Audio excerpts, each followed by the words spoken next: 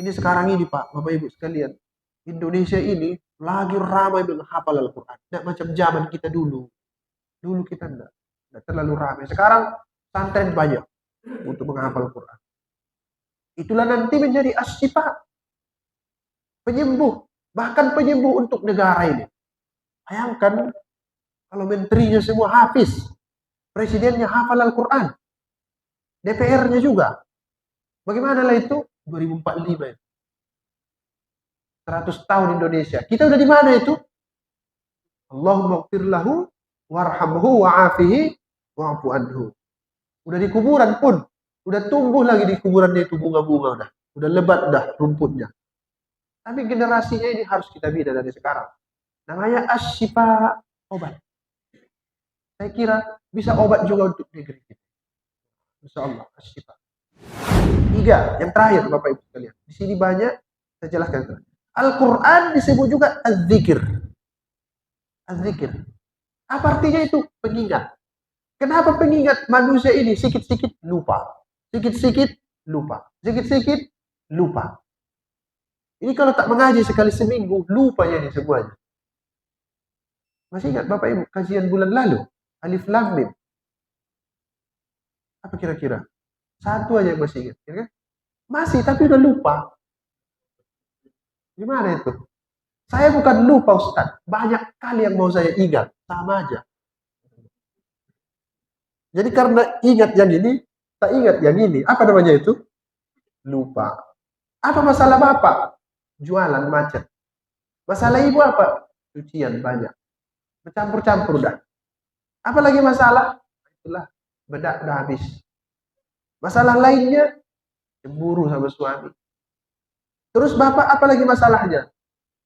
Istri dulu langsing, sekarang udah gendut. Semua masalah. Jadi hilang tafsir itu gara-gara istri yang gemuk. Hilang. Itu sebabnya Al-Quran datang menjadi zikir, pengingat. Ini ngaji, saya selalu bilang, macam ngecas handphone. Harus dicharger dia. Minimal sekali seminggu ya Ustaz ya. Di sini ya. Lebih ya. 3 kali seminggu. Ikuti itu Pak. Kenapa? Az-zikir. Mengingat-ingatkan kita. Karena kalau tadi ingat lupa. Sedikit-sedikit lupa. Makin tua, makin banyak lupanya. Kenapa? Masalah makin banyak. Az-zikir. Ingatkan manusia. Wa dzakir fa inna dzikra tanfa'ul mu'min. Ingatkan. Nah, dalam mengingat-ingatkan ini Pak, ada yang sakit hati sedikit-sedikit, tak apalah. Namanya peringatan. Samanya itu. Kita kalau jalan, di jalan-jalan itu, lagi kencang. Tiba-tiba lampu merah. Sakit hati atau tidak? Merah tiba-tiba sakit hati. Tapi kalau tak ada lampu merah, apa yang terjadi? Tabrakan semua. Jadi kalau Ustadz tuh bahasanya buat sakit hati sedikit-sedikit, anggap aja lampu merah. Az-zikir. Harus begitunya. Al-Quran ini pun begitu. Az-zikir. Ingat-ingat. Dulu, waktu kita masih muda, datang orang tua kita, jangan pergi-pergi, nanti masalah. Jangan pergi-pergi. Kita mau pergi aja. Sakit hati sedikit. Tapi sekarang, anak kita digitukannya kita, baru tahu kan? Payah rupanya gitu. Az-zikir pengingat. Itulah fungsi Al-Quran. Az-zikir itu, mengingatkan kita. Semua nama-nama Al-Quran itu, Bapak Ibu sekalian, pasti bermanfaat untuk kehidupan kita. Alhamdulillah, kita selalu diingatkan. Nah, itulah dia tafsir dari Alkitab. Masih banyak lagi nih. Kita lihat lagi yang lain. Yang ketiga, la roibati. Tidak ada keraguan dalam roib. Tidak ada keraguan. Semua informasinya benar. Yang membawanya benar. Siapa namanya? Jibril alaihissalam. Yang menerimanya benar. Siapa namanya? Muhammad sallallahu alaihi wasallam. Sumbernya benar. Siapa? Allah subhanahu wa ta'ala. Jadi sumbernya benar, dialah Tuhan. Yang membawanya benar, namanya Jibril alaihissalam. Yang menerimanya benar, namanya Nabi Muhammad. Informasinya juga benar. Kita lihat. Roib artinya ragu. Ada lagi bahasa yang lain. Syak. Bahasa Indonesia enggak itu? Aku merasa sak. Bukan semen. Satu sak semen, bukan itu. Nah, roib artinya ragu dan buruk sangka. Itu artinya roib. Kalau dia syak, ragu tapi tidak buruk sangka. Lain.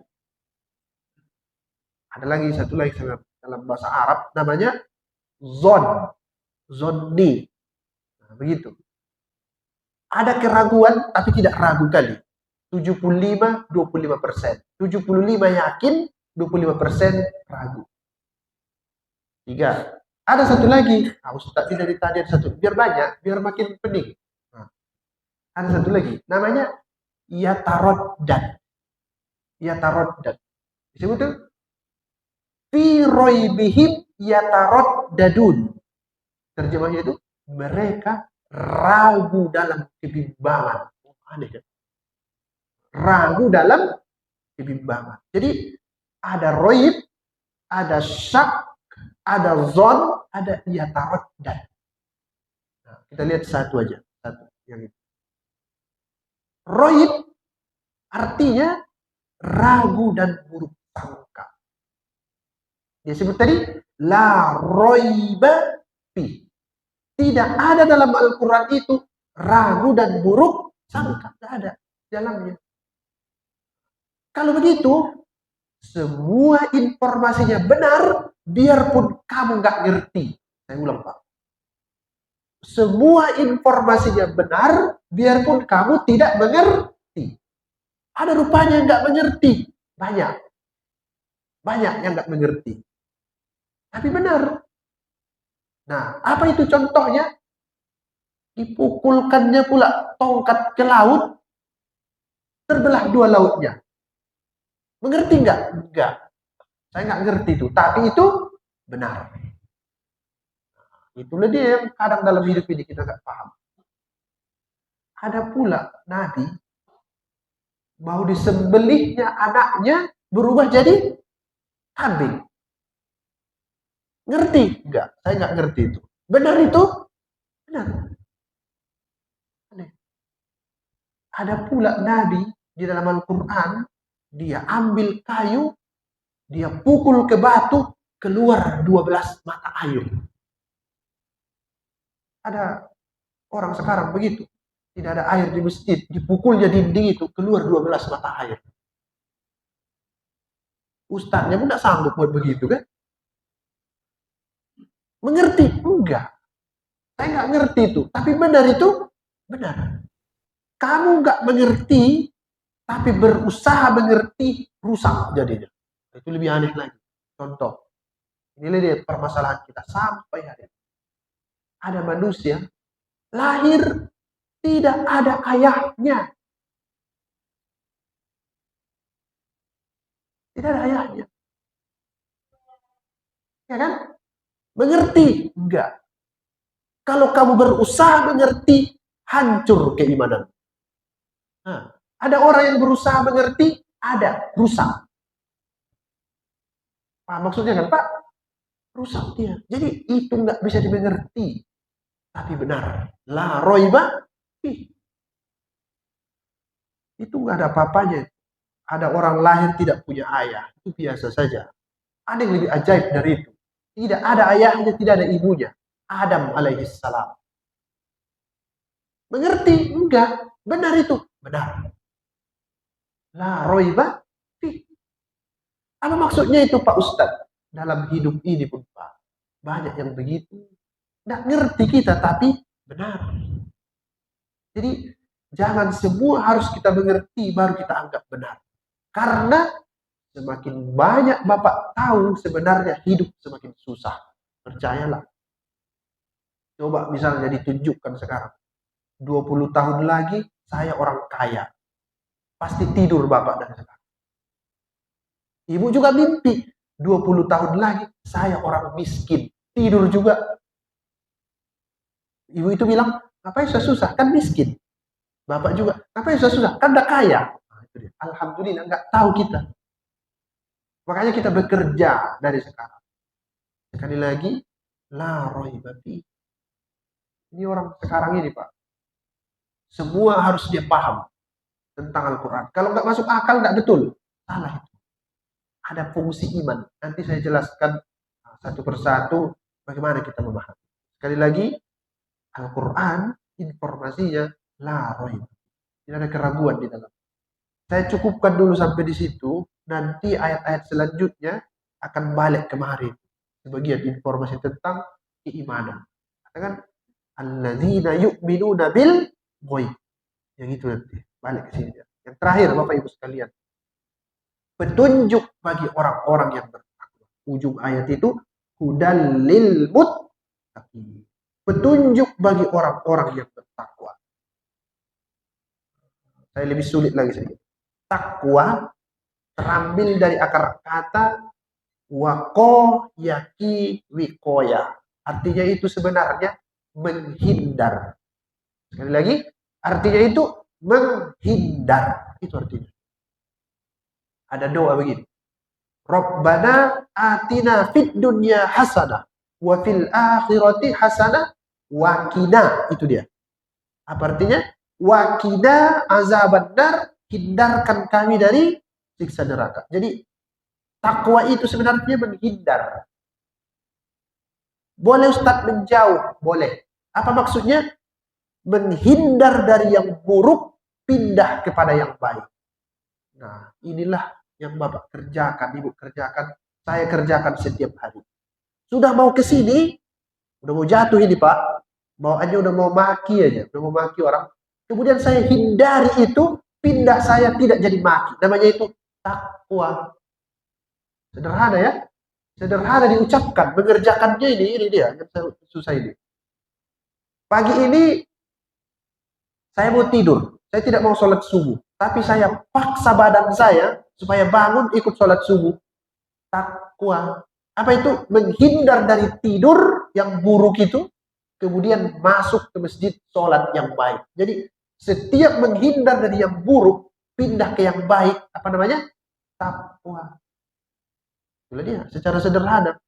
Itu khotib kita selalu ingatkan, mari kita tingkatkan ketakwaan kita kepada Allah. Karena memang inilah yang paling sulit. Menghindar dari yang buruk, pindah kepada yang baik. Menghindar dari yang buruk, pindah kepada yang baik.